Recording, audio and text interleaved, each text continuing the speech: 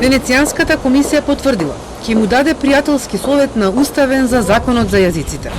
Мислењето ќе го донесе на средината на март, а уставен околу 20.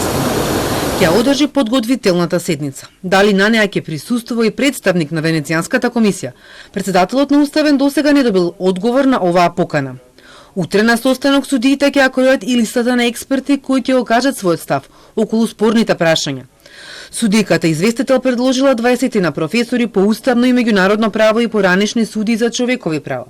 Костадиновски уверува дека одлуката ќе ја донесат врз основа на правни аргументи, а не под притисоци. На политичарите им порача да ги трнат рацете од уставен, а обидите за политизација и етнизација ги отфрли. Ги коментираше изјавите и постапките и на власта и на опозицијата. Имаме слушнати непримерни изјави и од премиерот во однос на тоа кој ги избрал уставните суди и кој може да влијае.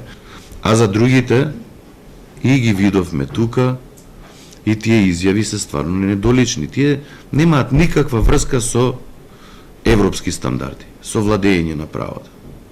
Како тоа? Стварно не можам да разберам Уставен суд да посакува или да води кон дестабилизација на државата или нарушување на меѓуетничките односи.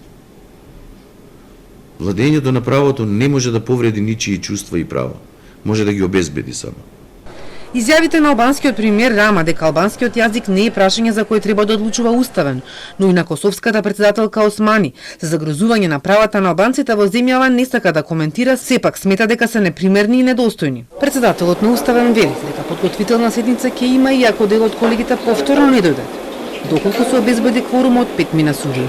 Ја навистина жалам за недоаѓањето на моите колеги, но никој, има ми кажано, нема да дозволам никој нити да го уценува, нити да ја блокира работата на Уставниот суд. Не може јас да бидам македонец прво, па после тоа уставен судија. Не. Затоа што ако почнеме низ таква призма, ние ќе бидеме многу далеку од правна држава и владење на правото. На 29 јануари Уставен ќе носи одлука за законот за солидарен данок, а на почетокот на февруари на дневен ред ќе се најдат и спорните измени на кривичниот законот, за кои Уставен се уште не се произнел, дали ќе поведува постапка или не.